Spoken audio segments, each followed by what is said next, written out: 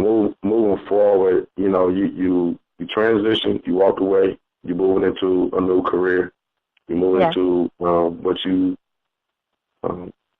feel God has for you to do, and you start speaking and writing books. Tell us about the first book that you wrote and what gave you the inspiration for that first book and what the ultimate goal was for that book.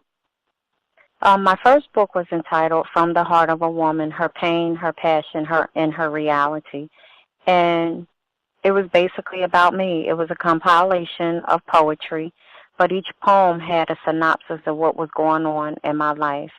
And I got that thought in Africa. I was actually running a revival in Africa. And that's where I started writing that book. And my daughter, my youngest daughter, says, Mom, that's still my most favorite book, because it touches on things that most people don't want to deal with, as all my books do. But, again, I was very transparent in the things that I was saying, the things that I was going through, So that, being in Africa, inspired me to write that book. What about going into your next book? 'Cause, you wrote several books. I have. And you've been married twice to preachers. Yes. I've been married 4 times, so let's get that correct, but 2 to preachers. 2 to preachers, okay. Yes. In those experiences, now let's take it from a biblical standpoint. Okay. Some will argue, or you're not supposed to remarry.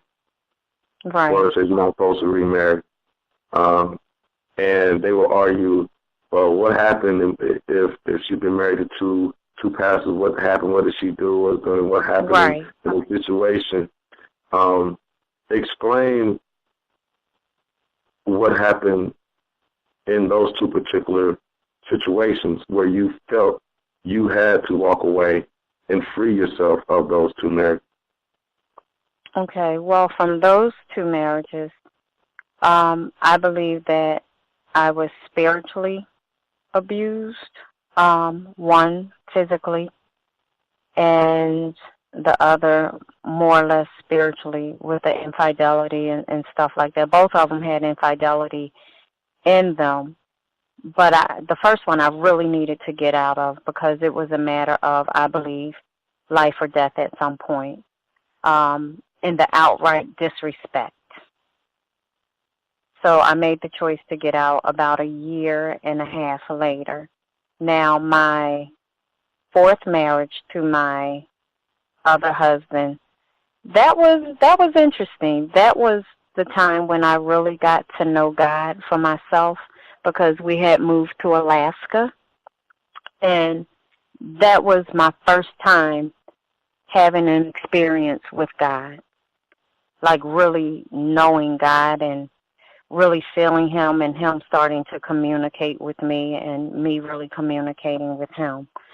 And I had told God when I got in that marriage that I was going to stay in it because it was my 4th marriage. I was tired of doing it again, and I just really wanted to make it work. But then there was infidelity for the whole 14, 15 years, and I just couldn't take it anymore. I prayed and I prayed. I anointed his shoes and all that kind of stuff, the stuff that people tell you to do in church. But I got tired. I was worn out at the end. And I knew I was leaving. Easter 2010. I heard T.D. Jakes. I woke up to him preaching, the first half of your life was like hell. The second half of your life doesn't have to be that way. And that was my cue right there, that God was saying, okay, Cheron, you've been through enough. It's time to get out. Because even in that marriage, and this might sound really crazy, I actually prayed for one of the mistresses, like on the phone. And when I think back in retrospect now, I'm like, wow, Cheron, like, what were you really doing? Like, for real? You know what I'm saying? Yeah. Like, I would not do that now, but it was like, I think I was just so sold out for Christ that I just wanted to do everything right.